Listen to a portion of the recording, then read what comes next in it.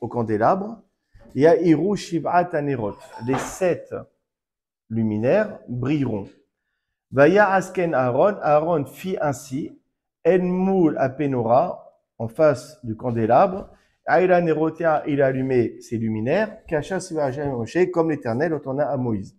Bikitso, Kosh Baruch Hu, il ordonne à Moshe de dire à Aaron, de donner à Aaron cette mitzvah qui consiste à allumer les bougies, les lampes, en tout cas de la menorah. D'accord? De la menorah qui était dans le sanctuaire. Et le verset, il dit, Vayasken Aaron. Aaron, il a fait ainsi. Il a écouté Moïse. Il a allumé les bougies de la menorah. Et là-dessus, sur cette expression, Vayasken Aaron, il y a marqué que Aaron a fait ainsi. Rashi nous dit, la guide shel Aaron. Ici, le verset veut faire la louange de Aaron pour nous dire Shelo Shina, qui n'a pas changé de l'ordre qu'il a reçu de Moshe.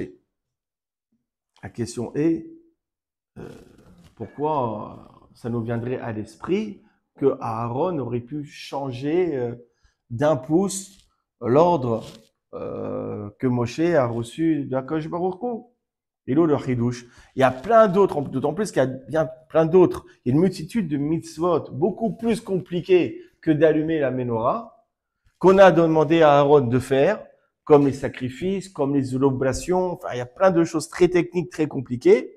D'accord? Et pourtant, on ne nous précise pas que Aaron n'a pas changé de ce qu'on lui a demandé. Alors pourquoi dans une mitzvah aussi simple que la menorah, on nous précise qu'il n'a pas changé? Quel est le chidouche? Ah voilà, je vais arriver là-dessus. D'accord? Ah, bien sûr, il y a la kavana qui est importante. Alors, on continue. Rashi, il explique, Lama nismera parashat amenorah et parashat anisiim. Vous savez, la paracha précédente, la paracha de Nassau, d'accord, on n'en pouvait plus, c'était très répétitif. C'était les offrandes qu'avaient fait les princes de tribu durant l'inauguration du tabernacle. Et on voit chacun, il a offert le même sacrifice, etc. C'était redondant, on n'en pouvait plus, il faisait chaud à la synagogue, 35 degrés, tout le monde en avait marre. Ouais, ok. Et juste après, une fois qu'on a parlé des offrandes, des offrandes des Nessiim, des princes, pendant l'inauguration de Mishkan, juste après, on nous parle de la mitzvah d'allumer la menorah. Quel est le rapport entre les deux événements? Alors Rashi, il répond, il dit, les filles parce que... Alors, je vais passer par le Midrash directement, parce que s'il y a une juxtaposition entre les deux épisodes, ça n'est pas pour rien, ça n'est pas anodin. Il y a le Midrash qui explique et qui répond à la question. At motse les ma'alam yud shebatim ikrivu. Beshevet Ephraim ikriv. Tu trouves plus de 11 tribus avec la tribu d'Ephraïm qui ont offert des offrandes, des sacrifices durant l'inauguration. Chutz Menissio chez Lévi, en dehors de la tribu de Lévi. La tribu de Lévi n'a rien offert pendant cette inauguration.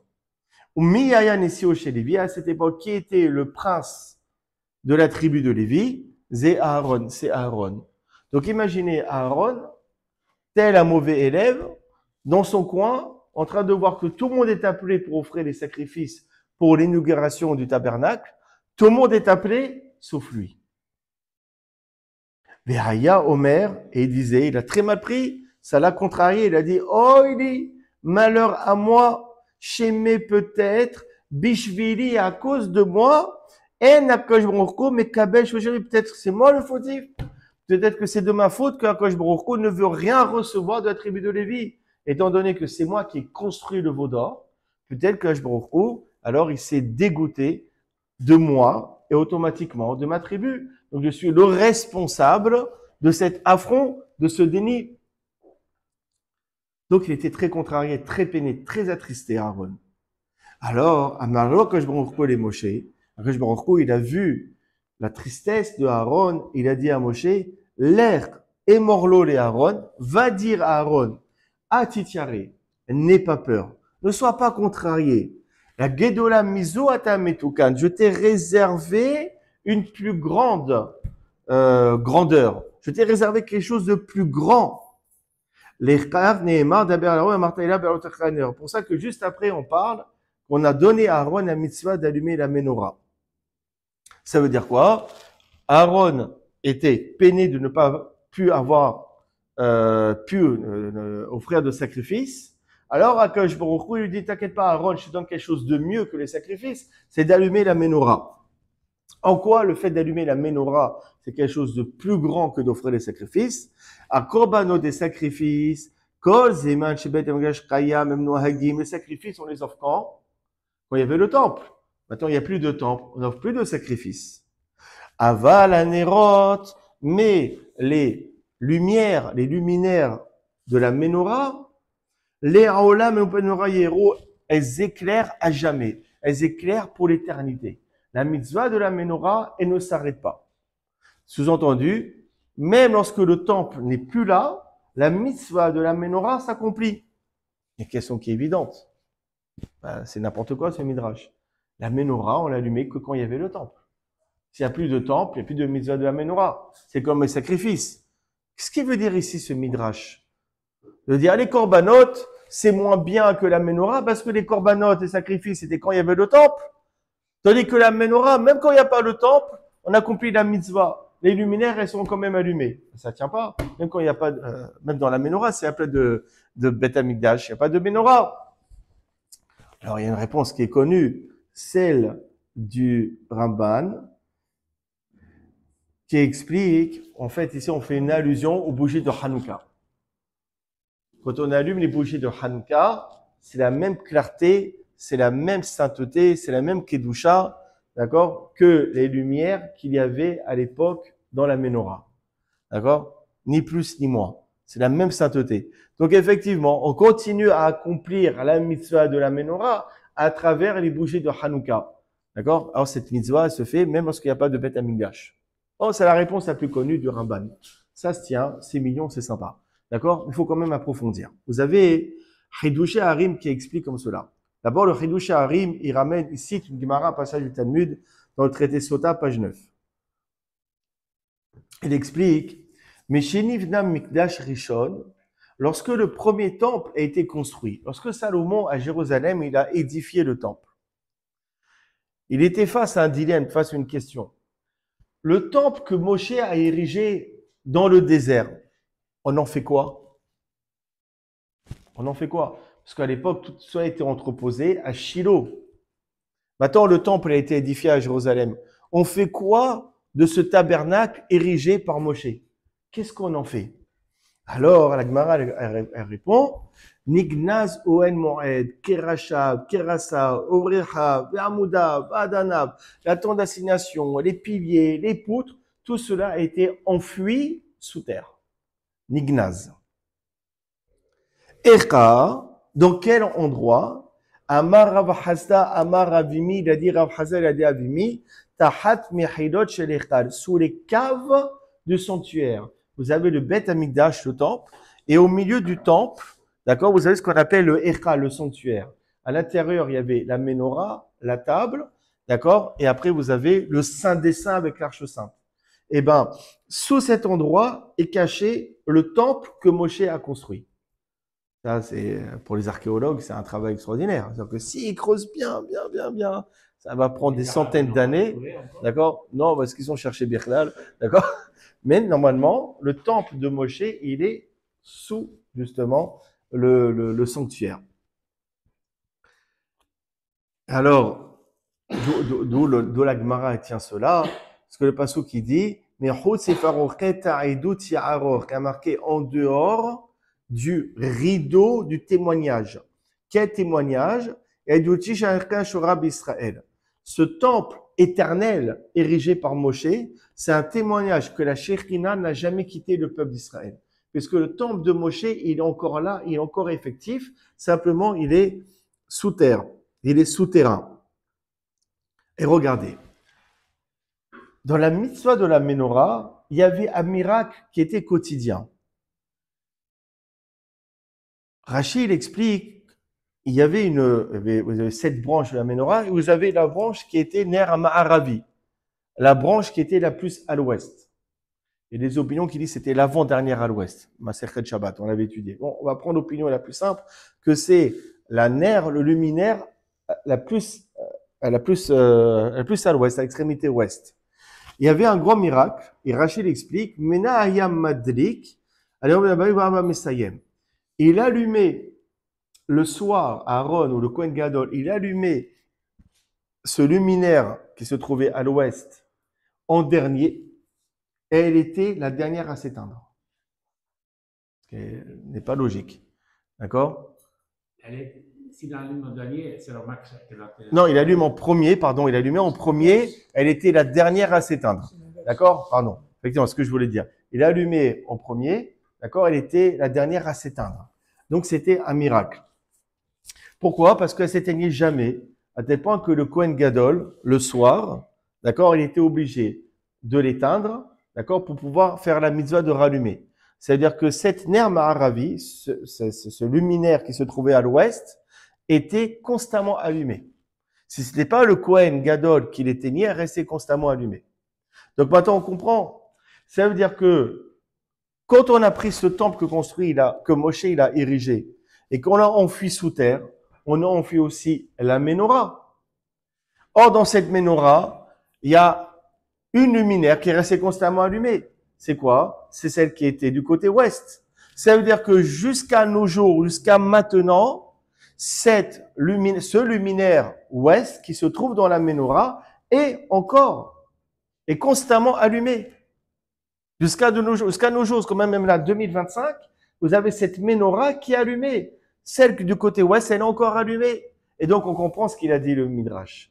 Akadosh Baruch Hu, il dit à Aaron, il dit, effectivement, eux, ils ont fait des sacrifices, les princes. Toi, tu n'as pas été convié. Mais les sacrifices, ça s'étale jusqu'à un temps limité. Quand il n'y a plus de temps, il n'y a plus de sacrifices. Or, toi, je te donne la mitzvah d'allumer la menorah. Or, la menorah, elle est constamment allumée. C'est quoi? Cette branche ouest, elle est constamment allumée jusqu'à nos jours. C'est une mitzvah qui est éternelle. D'accord? Donc, ça répond à la question qu'on s'était posée sur le Midrash. Il y a une autre explication, et là, je vais vous donner un grand secret. On trouve dans le traité Baba Batra, page 25. Arotse Sheyarkim, celui qui veut devenir intelligent, qu'est-ce qu'il doit faire? Il doit aller à l'école. Alors, déjà, c'est quoi? Yadrim. Il doit prier du côté sud. Ça veut dire quoi? Nous, on prie du côté est, vers Jérusalem. D'accord? Eh bien, quelqu'un qui veut devenir intelligent, il veut acquérir la Chorkma, il va prier du côté sud-est. Sud-est, il va avoir une Chorkma. Veshiya Ashia. Maintenant, celui qui veut devenir riche, qu'est-ce qu'il doit faire? À part jouer au loto. Travailler. D'accord? Travailler déjà, c'est pas mal. On n'a pas fait mieux jusque-là. Mais une astuce, Yatspin, il prie du côté nord. Nord-est, c'est une ségoula pour devenir riche. D'accord? Yatspin. C'est pas le fait d'entrer ou de sortir. Non, c'est vraiment comment se situer dans la tfila. Même le Marsha de Maserket Brachot explique comme cela. C'est la situation pendant la tfila. Comment ça, exactement. Entrer du camp ou sortir du camp. Non. C'est vraiment l'emplacement pendant la prière. Et comment c'est cela? Alors, il y a un signe pour retenir. Shorham bat Safon, menorah bat Darom. À l'époque du temple, d'accord, la menorah, qui représentait la chorma, la sagesse de la Torah, la lumière de la Torah, elle était du côté sud. Donc, du sud, vous avez l'endroit de la chorma. Et du côté nord du temple, dans le sanctuaire, vous avez la table de préposition, justement, on mettait les pains, on les changeait d'un Shabbat à un autre. C'était du côté nord. La table avec le pain, ça représente la richesse, etc. Donc, la richesse, elle est du côté nord.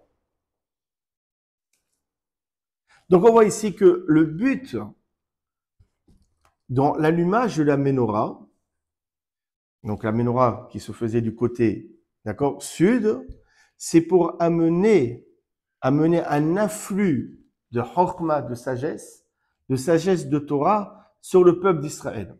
C'est-à-dire que lorsque le Kohen Gadol, le grand pontife, il allumait la menorah, c'est pas simplement il allumait, c'est à travers cet acte, il a mené de la chorma, il a mené un flux de chorma, de sagesse en Torah sur l'ensemble du peuple d'Israël. D'ailleurs, il y a un passage qui dit comme ça dans Michelet, le roi Salomon, il nous dit dans les Proverbes, qui ner mitzvah, ve Torah or. D'accord, la mitzvah est une lampe et la Torah est la lumière. D'accord? Donc, c'est-à-dire, c'était en allumant la menorah, c'était un moyen de propager la lumière de la Torah sur l'ensemble du peuple d'Israël. D'accord? Et donc, on va approfondir cette idée. Ça veut dire que, réellement, le fait d'amener des sacrifices, ça a un impact. Ça a un impact. Mais l'impact que l'offrande des sacrifices peut apporter reste néanmoins moindre que la mitzvah d'allumer la menorah. Parce qu'il n'y a pas de plus grand que d'amener le peuple à la chokhmah de la Torah, à la connaissance de la Torah. Il n'y a pas plus grand, plus beau impact. C'est pour ça que Akadosh Baruch Hu, il a dit à Aaron, ok, ils ont fait des sacrifices. Toi, tu n'as pas été convié. Oui, mais toi, tu fais quelque chose d'extraordinaire. Quand tu allumes la menorah, tu amènes la science de la Torah sur tout le peuple. Or, il n'y a pas plus grand que cela. D'accord? Ça aussi ça répond à la question qu'on a eue sur le Midrash. Puisqu'on a parlé de sacrifices, on a parlé des sacrifices qui ont été offerts par les Nissi'im, on s'est posé ici plusieurs fois la question, quel est l'intérêt des sacrifices? Parce que ça paraît tribal, hein, les sacrifices. Tu prends un animal qui n'a rien fait au monde, d'accord, tu le prends, tu l'égorges, tu le brûles, le meshkin, c'est un agneau, il n'a rien demandé, d'accord, c'est sauvage. Imaginez aujourd'hui on en fait des sacrifices, on aurait toutes les associations là, derrière nos dos. C'est une sauvagerie terrible. Quel est l'intérêt des sacrifices? Réellement, quand je me retrouve, il a besoin de vaches, d'agneaux, de taureaux. Quoi cette histoire? D'accord? C'est quoi cette histoire de sacrifice? Vous avez le Ramban, il explique, on l'a déjà vu plusieurs fois, qu'en fait, les sacrifices, c'est pour amener la personne au repentir. C'est pour pousser l'individu à la teshuva. Dans les mots du Ramban, lorsque un homme il voit toute cette violence affligée à l'animal, la personne s'imagine que tout ce qu'on fait à l'animal, on aurait dû le faire sur lui. D'accord? On a égorgé l'animal, eh ben c'est lui qui aurait dû être égorgé, parce qu'il a fauté. On brûle, c'est lui qui aurait dû être brûlé, et ainsi de suite. Parce que cette personne a osé fauter auprès de son Dieu par son corps et par son âme. Raoulo, il aurait mérité d'amo, que son sang soit coulé, Bissarev Goufo, et que son corps soit brûlé. L'olé Hesed Abouré Shakar Minotemora. Si ce n'avait pas été la bonté du Créateur qui lui a accordé un remplaçant. C'est qui? C'est l'animal. Comme ça, le sang de l'animal remplace son sang et l'âme de l'animal remplace son âme. Quand il a créé le monde, et dans ce monde, il a intégré cette notion de justice. D'accord? Ça veut dire quoi? Ça fait partie des 11 principes de foi élaborés par le Rambam, c'est qu'il y a une notion de justice, il y a une notion de récompense et de punition. Ça fait partie des 11 principes de l'Aïmouna. 13, pardon, voilà. 13, je pense au Ketoret. 13. Donc, cette notion de justice, elle est intégrée dans le monde. Effectivement, une personne qui a fauté, normalement, automatiquement, elle devrait mourir. Ça fait partie des règles de la nature, ça fait partie des règles de la création. Mais imaginez si ça avait été le cas, et puis personne reste en vie. Qui ne fait pas de faute, qui ne fait pas d'erreur?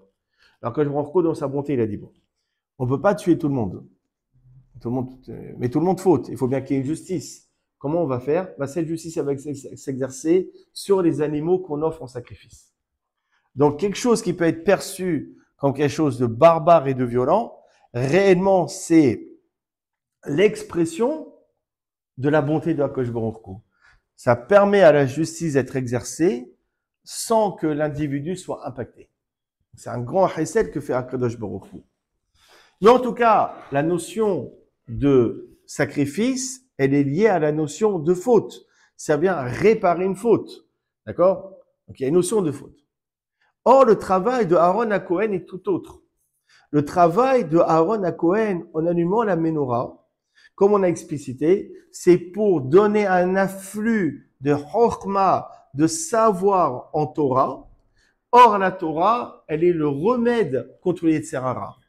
est ce qu'on appelle le tavlin. On a vu plusieurs fois cette Gemara dans le traité Kedushin, page 30. Banaï, Barati, Esserara, Batilo Torah, tavlin, mes enfants, j'ai créé le mauvais penchant, mais j'ai aussi créé la Torah comme tavlin, comme remède. Ce que dit d'ailleurs justement le verset. Le verset, il dit, Zot Torah, la Ola, la Mincha, la Hadav, la Sham. Dans le Lévitique, dans le livre de Vaïkra, une fois qu'on a exposé toutes les lois des sacrifices, on dit, voici les lois du sacrifice holocauste, de l'oblation, de l'expiatoire, du Hacham. Et là-dessus, dans la Gemara de Maserket Menachot, page 111, Amarava Rabbain interprète, il dit, vous savez comment on dit non en hébreu? On dit lo, d'accord? Comment est-ce qu'on dit non en arabe? La. Donc le passouk qui dit quoi? Zot à Torah, voici la loi. Ici on va comprendre, voici la Torah.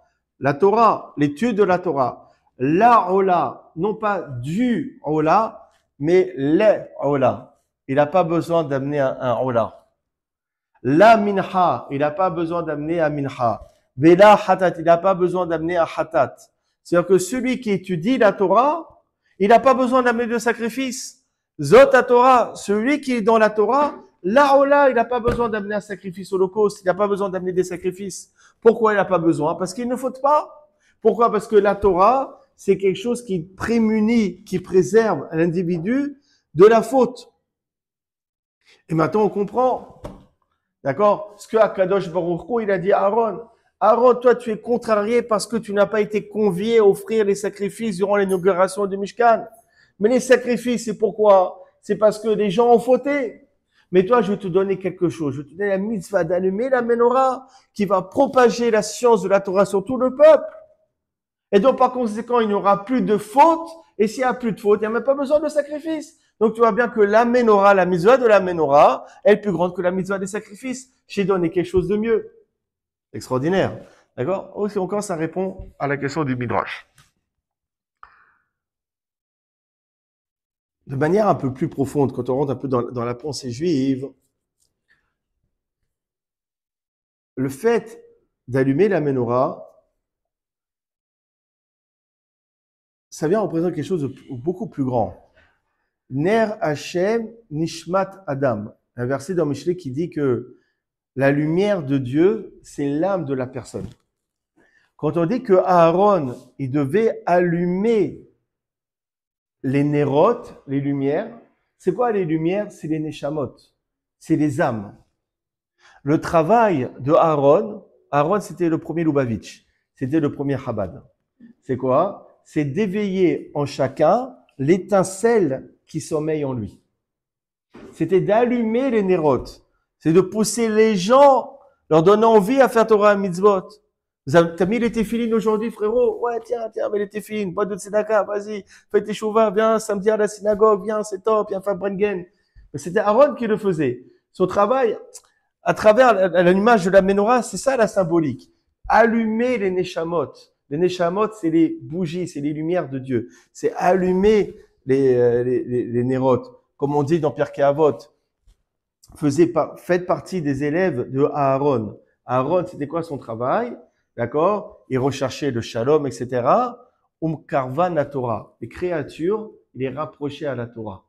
D'accord? C'est quoi? Parce que justement, il allumait les nérotes, c'est-à-dire il allumait les neshamot endormis du peuple d'Israël. Encore mieux, dans les mots de la Torah, marqué « Umetiv et anérote ».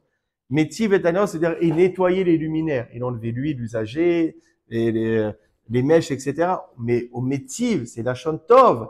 Il rendait meilleurs les nérotes, il rendait meilleurs les lumières, c'est qu'il rendait meilleurs les âmes d'Israël. Ça, le travail de Aaron. Effectivement, c'est ce que Akadosh Baruch Hu il dit. Il dit, bon, les sacrifices, c'est les sacrifices. Ok, c'est très bien, ça pousse les personnes à faire la teshuva.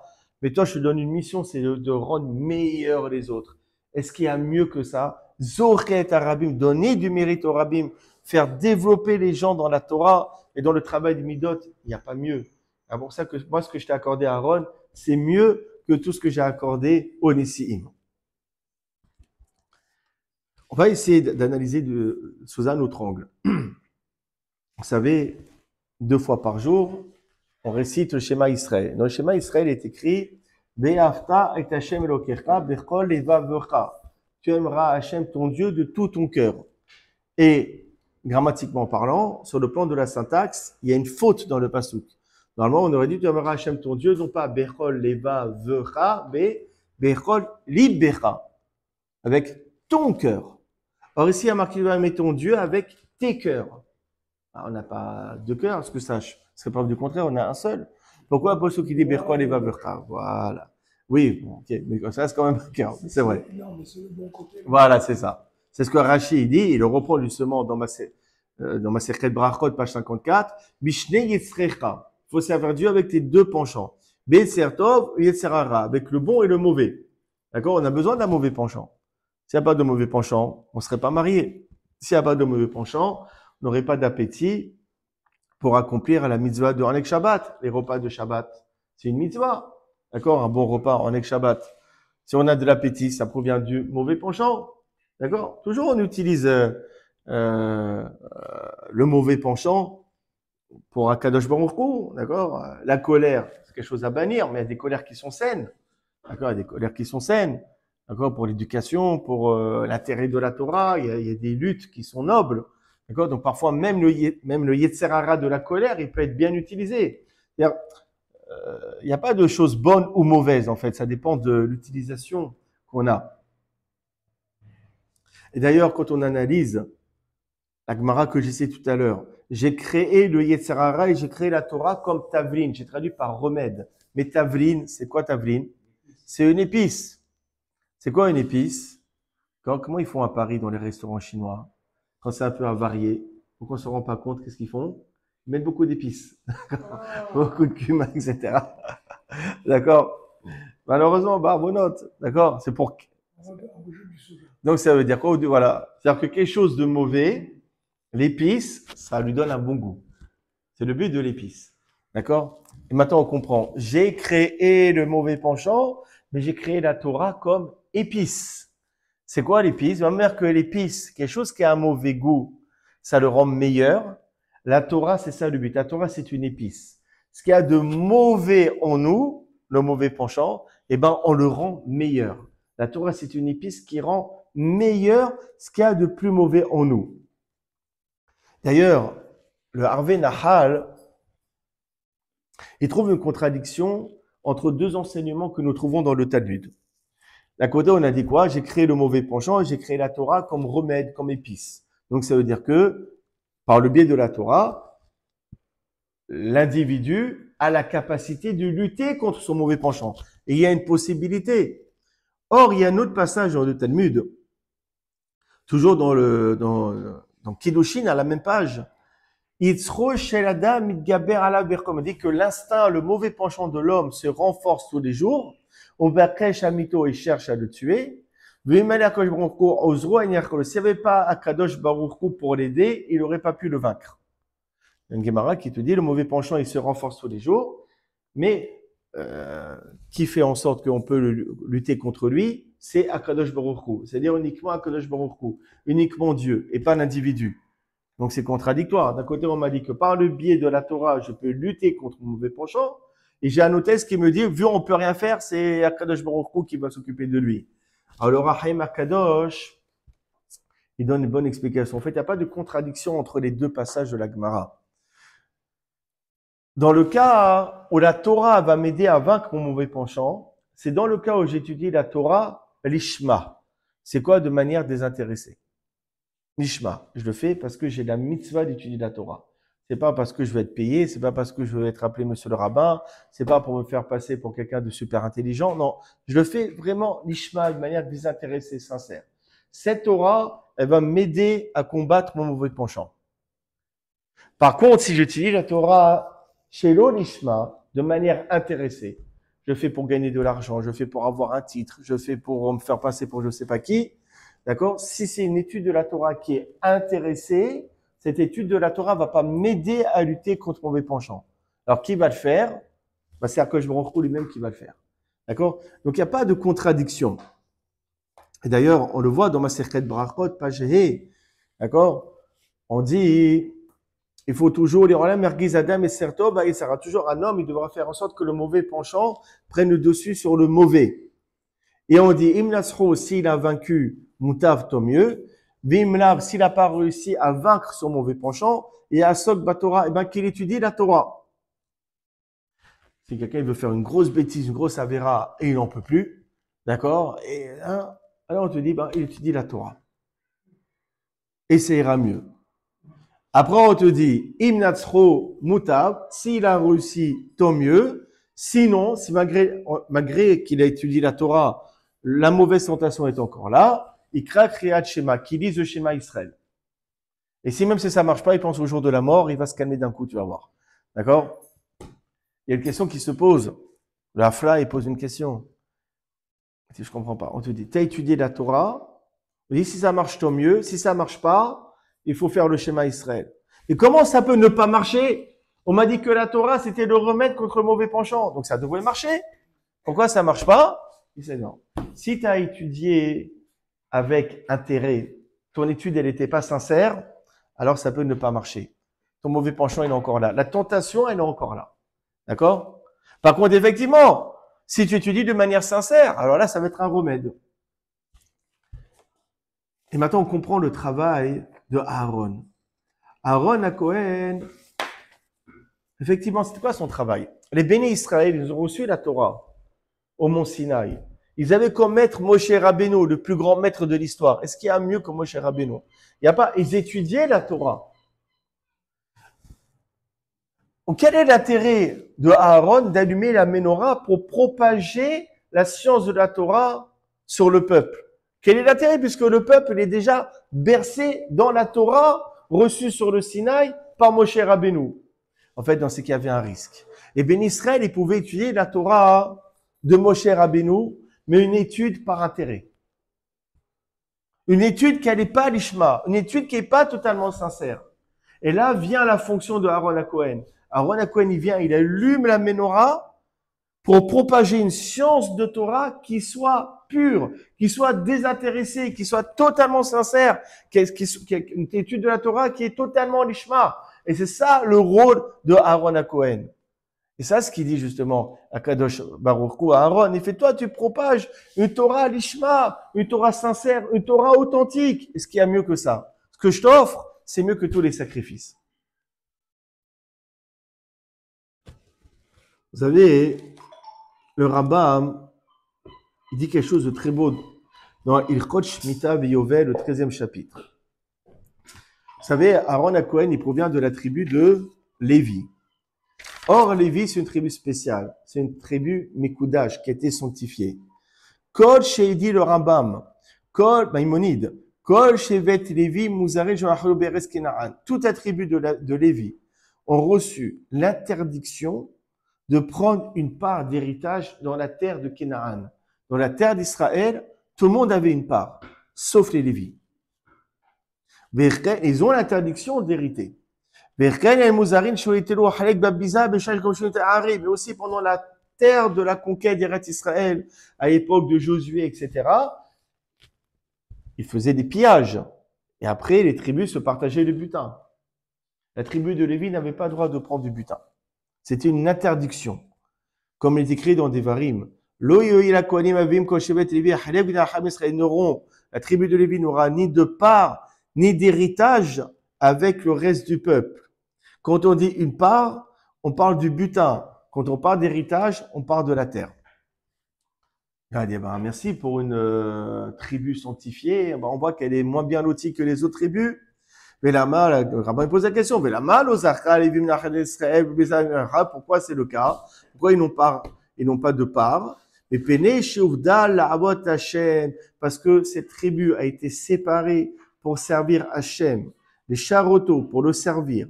Ou le rod des rachav pour enseigner ses voies à Sharim qui sont droites. Mishpata bat tzadikim, ils ont ce devoir d'enseigner les justes lois de la Torah, l'Arabim, au peuple.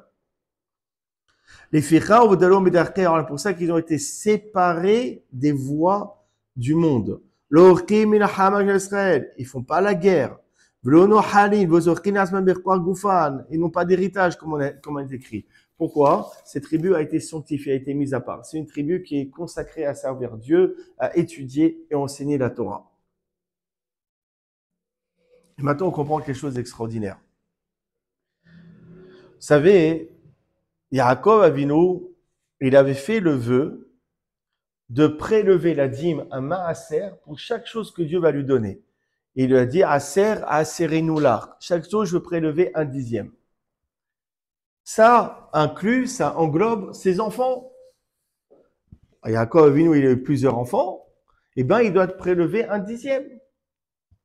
Quel enfant a été prélevé comme maaser, comme dîme à Kadosh Baruch Hu? C'est l'enfant Lévi. C'est Lévi qui a été consacré à Kadosh Baruch Hu. D'accord? D'ailleurs, il y a un midrash qui dit comme cela. Il y a Rad Michael Amalach, lorsque le petit bébé Lévi, il est né, l'ange Michael est descendu, Benatal et Lévi, il a pris ce bébé Lévi, il l'a présenté devant Akadosh Baruch Hu. Amar Lefanav, l'ange Michael a dit à Dieu, Rebono Shel Olam, maître du monde, Zegora Lecha, c'est ta part, Ve'achrek Ma'asra, et c'est ta dîme. Au Fashat Yadibeno Varecho, Akadosh Baruch Hu, il a étendu sa droite, il a béni. C'est quoi ces bénédictions? Que les descendants de Lévi devront servir Dieu à la même enseigne que les anges là-haut dans le ciel. Et le Admour de Belz, il ouvre une réflexion. Il dit, vous savez, la dîme, généralement, le maaser que l'on prélève, c'était à l'époque, d'accord, on avait une récolte et on prélevait un dîme que l'on devait donner, ce maaser, on devait le donner au Lévi. D'accord? Il explique que cette dîme, ce dixième qui a été prélevé, cette dîme, ce maaser, il est kadosh, il a une sainteté. Et il explique, le Admour de Belz, que ça n'est pas seulement la partie prélevée qui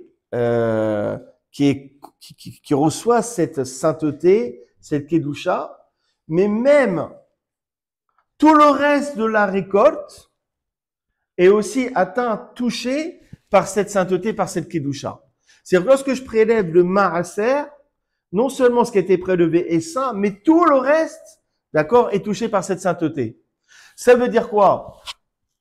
Ça veut dire que Lévi, cet enfant Lévi, cette tribu Lévi, lorsqu'elle a été consacrée, lorsqu'elle a été prélevée comme dîme à Kadosh Baruch Hu, non seulement il y a un afflux de sainteté qui a touché la tribu de Lévi, mais par effet ricochet, toutes les autres tribus d'Israël aussi ont été sanctifiées grâce à la Kedusha, justement, de Lévi.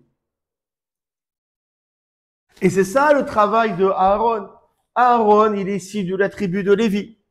C'était le prince de la tribu de Lévi. Or, dès son origine, dès sa genèse, Lévi avait comme mission, par le fait d'être consacré à Dieu, à amener une Kedusha, une sainteté sur l'ensemble du peuple. Et c'est d'ailleurs ce que Aaron faisait tous les jours. En allumant la menorah, c'était un acte symbolique pour montrer que la Kedusha, la sainteté de la tribu de Lévi, eh ben, elle englobe et se propage sur l'ensemble du peuple. C'est ça le travail de la menorah. Et je vais terminer sur une conclusion. Le Rambam nous dit quelque chose d'extraordinaire. Il dit Velo shevet Lévi bilvad. Le fait d'être consacré à Dieu, c'est pas quelque chose qui est réservé uniquement à la tribu de Lévi. Il dit le Rambam, et la kol ish ve ish mikol ba'e olam. Mais pour chaque créature, pour toutes les créatures du monde, peut justement avoir le même travail que la tribu de Lévi. C'est-à-dire quoi? Faut pas attendre d'être un Kohen Gadol pour être Métiv et Tanerot, pour allumer les bougies. C'est-à-dire quoi? Pour allumer les étincelles qu'il y a au fond de chaque juif. Faut pas attendre d'être un Kohen Gadol, d'être Aaron. Chacun peut être Aaron. Chacun peut être un Kohen Gadol. Quand on pousse nos frères et nos sœurs à la Teshuvah, lorsqu'on montre la beauté de la Torah, combien on est heureux à travers la pratique de la Torah, combien on est heureux quand on prie, quand on étudie, comment on kiffe nos Shabbats, comment on sort différent du Shabbat, comment on sort grandi. Lorsqu'on donne envie aux autres, on est tous un Aaron à Cohen. On est tous de la tribu de Lévi. Et encore mieux, le plus important et le plus difficile, j'avais cité cette Mishnah, donc le Pirkei Avot, il dit, et ve mitamidam chez Aaron, faites partie des élèves de Aaron. Dites pas, moi je suis pas un Kohen Gadol, moi je suis pas de la tribu de Lévi, moi je suis pas Aaron, je vais pas m'occuper de mon prochain. Non, même si tu n'es pas descendant de Lévi, d'accord, tu dois faire partie des élèves de Aaron. Oeb Shalom, il faut aimer le Shalom. Vérodem Shalom, le poursuivre. Alors c'est marrant, le Ben Yoda il pose une question. On dit aime le Shalom et poursuis-le. Mais quand tu poursuis quelqu'un, qu'est-ce qu'il fait lui? Ben, il fuit, il se sauve. C'est pas une bonne idée de poursuivre le Shalom. Si je poursuis le Shalom, ça veut dire que je le fais fuir. Ça marche pas. On dit, le Ben Yoda il dit inachiname. Effectivement, c'est vrai. C'est quand vous avez deux personnes qui sont fâchées, comment on fait pour leur faire la paix? Il faut leur donner raison aux deux. D'accord? Oui ou non? Il y a quelqu'un, tu vas voir, tu dis, dis-moi, pourquoi tu parles pas à ton ami Reuven? Pourquoi tu parles pas? Si, ça. Toi, qu'est-ce que tu fais? Tu donnes une raison. Tu as raison, hein. Tu sais, moi aussi, je le supporte pas, hein. C'est vrai qu'il est si, il est radin, il est nerveux, il est soupolé, tu lui donnes raison. Donc, qu'est-ce qu'on lui donne raison? Tu fais fuir le shalom. Tu vas lui dire, oui, c'est vrai, hein, t'as vu, t'es d'accord avec moi, hein, c'est un pourri, etc. Et c'est vrai, moi, j'ai toujours dit, il n'y a pas de meilleure discussion. D'accord? Quand tu aimes pas quelqu'un, tu parles de la personne que tu n'aimes pas, et que la personne en face de toi, elle dit, tu sais, moi aussi, il m'a fait un coup et tout. Ça, c'est les meilleures discussions, ça. Quand on partage les, les concos comme ça, c'est quelque chose, c'est pas bien, c'est la shonara, faut pas le faire. D'accord? Mais comment on fait? Tu donnes raison. Ah oui, tu as raison. Et l'autre, il est content. Et l'autre, tu vas dans son sens. Ouais, tu es d'accord avec moi, hein, Une fois que tu l'as mis dans ta poche, tu dis, mais tu sais, il a des qualités extraordinaires. Tu sais combien il t'aime. Tu sais combien de fois il m'a parlé du bien sur toi. Tu sais combien tu lui es cher. Tu as fait fuir le shalom, c'est une manière de le mettre dans ta poche. Une fois qu'il est dans ta poche, tu peux l'enfariner, tu peux le faire croire ce que tu veux. D'accord? C'est de la manipulation, c'est pas bien. Hein? Ah, c'est une belle conclusion. Mais surtout, la conclusion est encore plus belle. Aime les créatures. Ça, c'est dur d'aimer les créatures. Surtout les juifs. Non, c'est méchant ce que je dis. Moi, je ne veux pas être taxé d'antisémitisme, d'accord? Il faut aimer les créatures. Mais quand on dit aimer les créatures, on n'a pas dit aimer les juifs.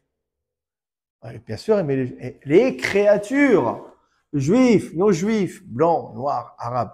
Les créatures, même les animaux. Et la nature. Et la nature. Aime la création. Et ce sentiment d'amour. Karvan la Torah. Une fois que tu as tout cela, tu peux les rapprocher de la Torah. Si on n'aime pas les autres, on ne peut pas les rapprocher de la Torah. D'accord? Si vraiment on aime les autres, on peut les rapprocher de la Torah. Et là, vraiment, on fera partie des élèves de Aaron à Cohen. Baruch Adonai Olam, Amen. Baruch Hem Teyu.